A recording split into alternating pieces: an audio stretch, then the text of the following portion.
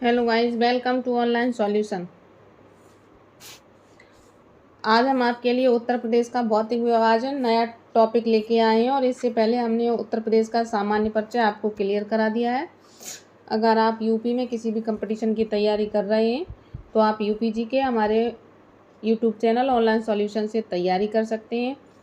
तो देखिए, सामान्य परिचय में हमने आपको क्लियर करा दिया उत्तर प्रदेश की सीमाएँ और उत्तर प्रदेश के नाम, राजधानी, पहले कहाँ कहाँ राजधानी रही हैं, कौन कौन सी, उत्तर प्रदेश के पुराने नाम क्या हैं, ये सब क्लियर कराया। तो देखिए, फिर शुरू करते हैं आज का टॉपिक। उत्तर प्रदेश का भौतिक विभाजन। भौतिक विभाजन का मतलब भौतिक वस्तुएं जो होती हैं, पठार, मैदान, इन सबको भौतिक बोलती हैं। विभाजन मतलब बांटना। विभाजन का मतलब क्या होता है? बांटना। तो देखिए, भौतिक स्वरूप उत्तर प्रदेश सबसे पहले आता है। भौतिक स्वरूप में मतलब उत्तर प्रदेश की आकृति क्या है। तो उत्तर प्रदेश का जो आकार है वो लंबवत है। ये प्रश्न बनता है कि उत्तर प्रदेश का आकार कैसा है, तो लंबवत आकार है। ठीक है। नेक्स्ट देखिए, उत्तर प्रदेश की स्थिति। तो उत्तर प्रदेश की जो स्थिति है वो भारत के उत्तर में स्थित है। कहाँ है? उत्तर प्रदेश भारत के उत्तर में स्थित है या उत्तर मध्य भारत में स्थित है, ये भी बोल सकते हैं हम। ठीक है। उत्तर प्रदेश का क्षेत्रफल है 2,40,928 वर्ग किलोमीटर। और भारत का क्षेत्रफल अगर 100 है, कितना है? 100 है, तो इस 100 में से 7.33% ये हमारे उत्तर प्रदेश का है। 7.33% हमारे उत्तर प्रदेश का है। ठीक है। नेक्स्ट देखिए,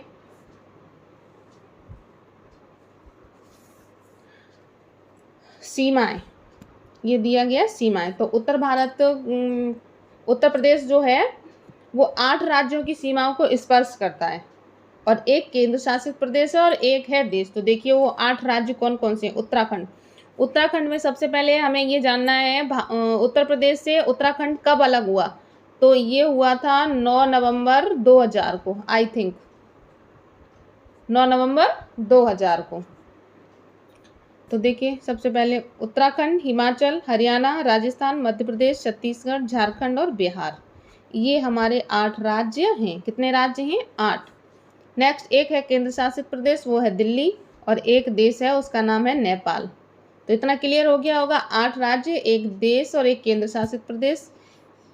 नेक्स्ट, अब चलते हैं उत्तर प्रदेश की ग्लोब पर स्थिति। जो ग्लोब है, जिस पे ग्लोब दर्शाता है ना कौन कहाँ पर क्या स्थित है। तो देखिए, 28 डिग्री 52 मिनट से और 31 डिग्री 28 उत्तरी अक्षांश है। ठीक है। चाहे इसे ऐसे पढ़ लो, चाहे जो मैं बता रही हूँ उसको पढ़ लो। तथा 77 डिग्री से 5 मिनट 77 डिग्री 5 मिनट से 84 डिग्री 38 पूर्वी देशांतर के मध्य है। और ये उत्तर प्रदेश की जलवायु उष्णकटिबंधीय मानसूनी जलवायु है। नेक्स्ट चलते हैं। सॉरी यार, ये क्या हो जाता है बार बार।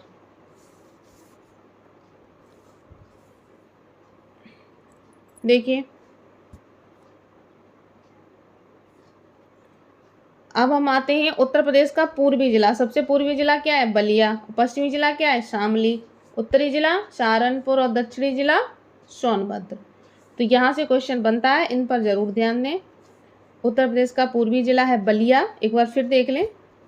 उत्तर प्रदेश का पूर्वी जिला बलिया, उत्तर प्रदेश का पश्चिमी जिला शामली, उत्तर प्रदेश का उत्तरी जिला सहारनपुर और उत्तर प्रदेश का दक्षिण जिला है सोनभद्र।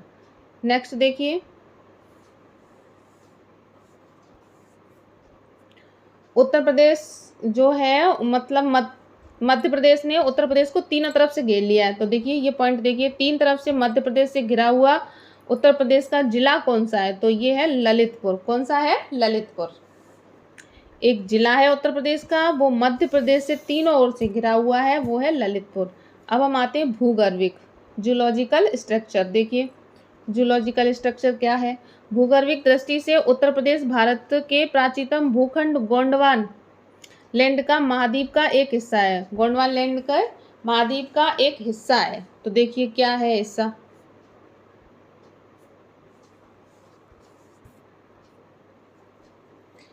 ये गोंडवान लैंड क्या है, ये कब कैसे बना, पहले हम इसको जानते हैं। तो 25 करोड़ वर्ष पहले वर्तमान में जो महाद्वीप है ये सब एक हुआ करते थे। वर्तमान में महाद्वीप कितने हैं? 7। और हम किस महाद्वीप में रहते हैं? एशिया महाद्वीप में हम रहते हैं, ये भी तो हमें पता होना चाहिए।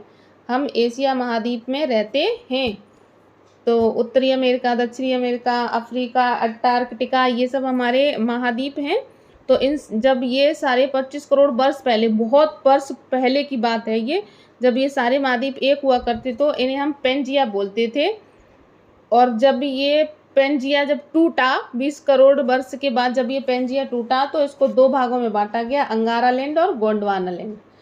तो इसलिए हम जिस देश में रहते हैं, भारत देश में रहते हैं, तो वो गोंडवाना लैंड के अंतर्गत आता है। और उसी में भारत में हमारा उत्तर प्रदेश आता है, तो उत्तर प्रदेश भी हमारा गोंडवाना लैंड में ही तो आएगा, जाहिर सी बात है। नेक्स्ट देखिए,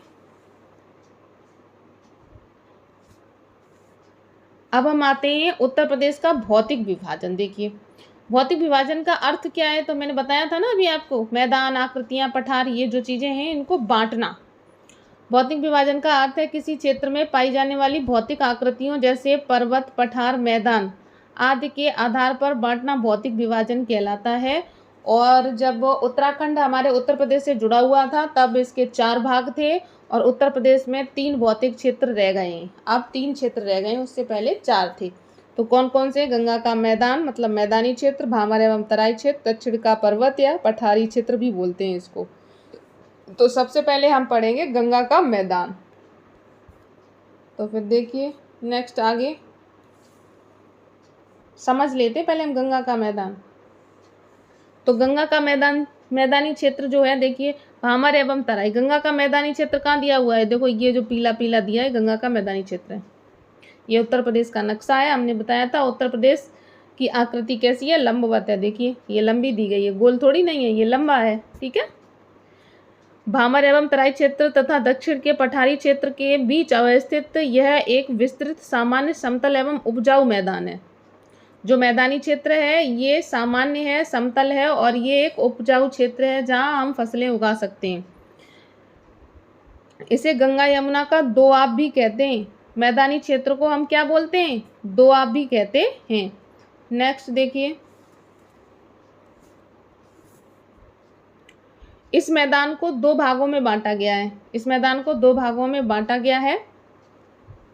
तो पहला है खादर और दूसरा है बांगर।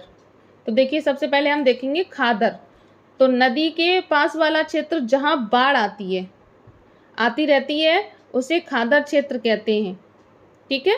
यहाँ बाढ़ आती है और इसे मतलब मृदा को बहाकर ले जाती है पुरानी को, तो यहाँ नवीकरण होता रहता है और इसी कारण इस प्रदेश को मतलब यहाँ की मिट्टी है जो उपजाऊ भी बनी रहती है। तो यहाँ अच्छी फसलें उगाई जाती हैं, वो तो हमने बोला ही था। अब यहाँ हो गया एक खादर। नेक्स्ट देखते हैं, अब यहाँ दिया गया है इस क्षेत्र, इसका निर्माण नई जलोढ़ मृदा से हुआ है और इसकी ऊंचाई बांगर प्रदेश से कम है। जो बांगर है उसकी ज़्यादा ऊंचाई होती है और हमारी जो खादर है इसकी ऊंचाई ये मतलब थोड़ा नीचा होता है। तो देखिए बांगर पे आते हैं। नेक्स्ट, बांगर नदी के दूर वाला क्षेत्र जो नदी द्वारा लाई गई मिट्टी से पाटा गया है। इस प्रदेश में बाढ़ नहीं आती है जिस कारण यहाँ की मिट्टी का नवीकरण नहीं हो पाता है, बांगर प्रदेश कहलाता है। ये प्रदेश मैदान के ऊंचाई वाले क्षेत्र होते हैं। इस प्रदेश में पुरानी जलोढ़ पाई जाती है। इस प्रदेश में कैसी जलोढ़ पाई जाती है? पुरानी जलोढ़ पाई जाती है। देखिए भावर एवं तराई क्षेत्र, अब आया हमारा भावर एवं तराई क्षेत्र। देखिए भावर एवं तराई क्षेत्र है जो सहारनपुर से स्टार्ट होता है और कुशीनगर तक चलता है। कहाँ तक चलता है? कुशीनगर। इस पर ध्यान दें आप। तो ये है हमारा भावर और ये है तराई। नेक्स्ट देखिए यहाँ दे रखा है, पश्चिम में सहारनपुर से कुशीनगर तक भावर एवं तराई क्षेत्र कही जाती है। भावर क्षेत्र उत्तर में है जबकि तराई ठीक उससे मतलब सटा हुआ है, जैसे दक्षिण में है, ठीक है। नेक्स्ट देखिए, यह शिवालिक हिमालय के समांतर गिरिपात प्रदेश में फैला क्षेत्र है जिसका निर्माण कंकड़ पत्थर चट्टानों से हुआ है।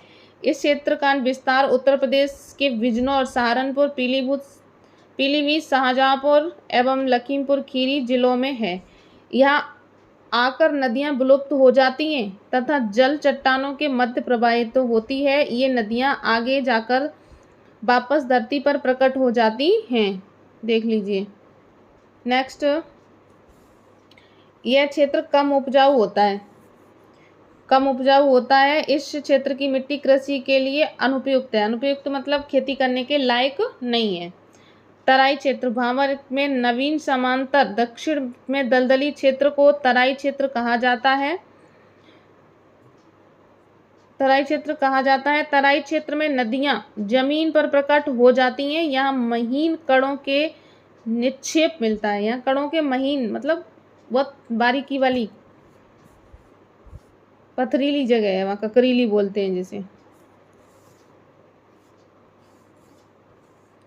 नेक्स्ट देखिए, वर्तमान में तराई की अधिकांश भूमि को कृषि योग्य बना लिया गया है। इस क्षेत्र में गन्ना एवं धान की खेती हेतु उपयुक्त दशाएं होती हैं। अनेक जगहों पर जूट की भी खेती अच्छी होने लगी है अब। ठीक है। इन दलदली क्षेत्रों में अनेक तरह के रेंगने वाले जीव तथा विषैले कीट, अजगर, मगरमच्छ आदि के साथ अन्य वन्य जीव भी पाए जाते हैं। देखिए भैया, नेक्स्ट चलते हैं।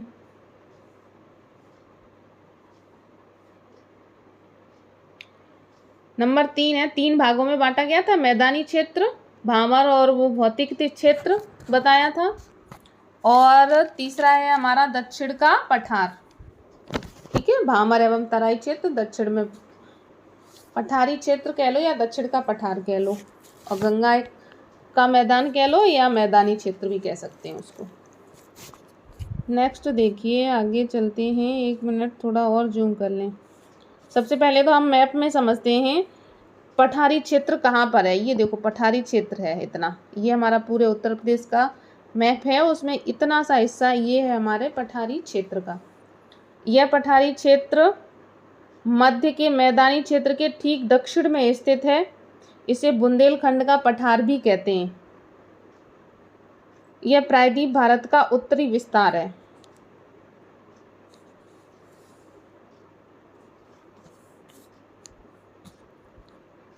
इस पठारी क्षेत्र की सामान्य ऊंचाई 300 मीटर के आसपास है। मिर्जापुर, सोनभद्र जिले के कुछ स्थानों पर कैमूर और सोनाकार की पहाड़ियां लगभग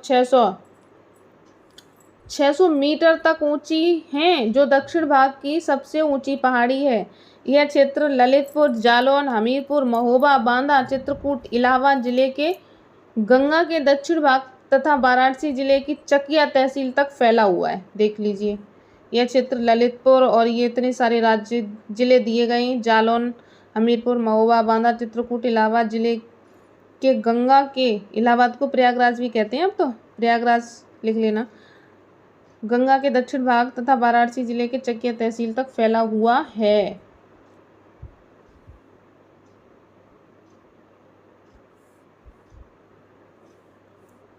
इस क्षेत्र की मुख्य नदियां चंबल, बेतवा, केन, सोन एवं टोंस हैं, जबकि ये सभी गंगा की सहायक नदियां हैं। यह कम वर्षा का क्षेत्र है तथा इसके ज़्यादा भागों में लाल मिट्टी पाई जाती है, जो कृषि हेतु कम उपजाऊ है। यहाँ की प्रमुख फसलें चना, सरसों, अरहर, ज्वार व गेहूँ हैं।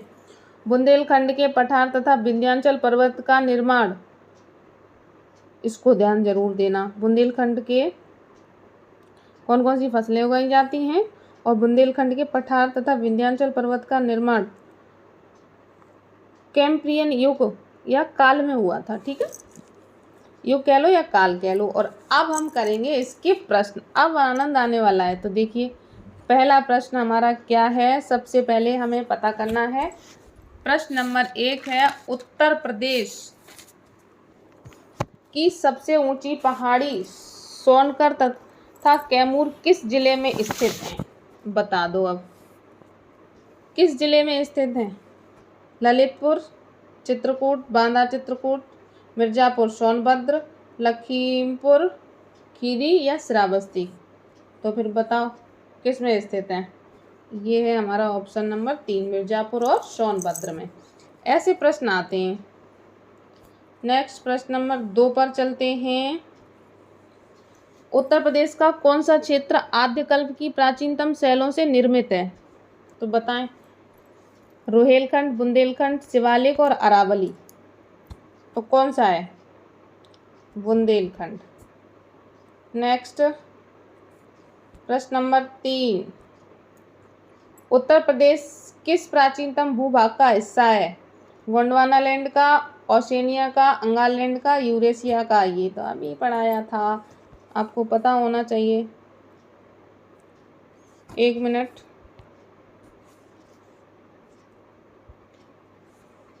इलेक्ट्रॉनिक सिस्टम है भैया, हो जाती है थोड़ी बहुत प्रॉब्लम। प्रश्न नंबर 3 पर थे हम लोग, तो फिर बता दो कौन सा है? गोंडवाना लैंड। ठीक है।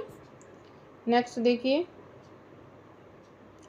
प्रश्न नंबर 4 दिया गया है, उत्तर प्रदेश के दक्षिण में कौन सी पर्वत श्रेणियां हैं? तो बताएं कौन सी पर्वत श्रेणियां हैं? विंध्य, तैमूर, अमरकंटक, अरावली और ये दिए शिवालिक। तो कौन सी है? विंध्य, तैमूर। नेक्स्ट आगे चलते हैं, प्रश्न नंबर 5, उत्तर प्रदेश के उत्तर में कौन सी पर्वत श्रेणियां हैं? कैमूर, शिवालिक, विंध्य और सोनाकार। तो इसमें कौन सी है? शिवालिक। उत्तर प्रदेश के दक्षिण भाग में स्थित पठारी भाग की सर्वाधिक उच्च पहाड़ी कौन सी है?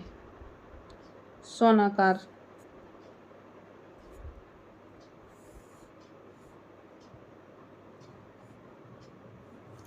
प्रश्न नंबर 7 देखिए, गंगा यमुना मैदान में नवीन कांप निक्षेप को क्या कहा जाता है? खादर, बांगर, भामर और तराई। क्या कहते हैं? प्रश्न नंबर 7 का आंसर दीजिए। इसको खादर कहते हैं। उत्तर प्रदेश के भौतिक विभाजन गलत हो गया, भा पे डंडा हो जाएगा, ठीक है, चढ़ा लेना, में कौन सा भाग शामिल नहीं है? तो बताएं। भामर एवं तराई क्षेत्र, गंगा का मैदानी क्षेत्र, दक्षिण का पठार और राजस्थानी क्षेत्र।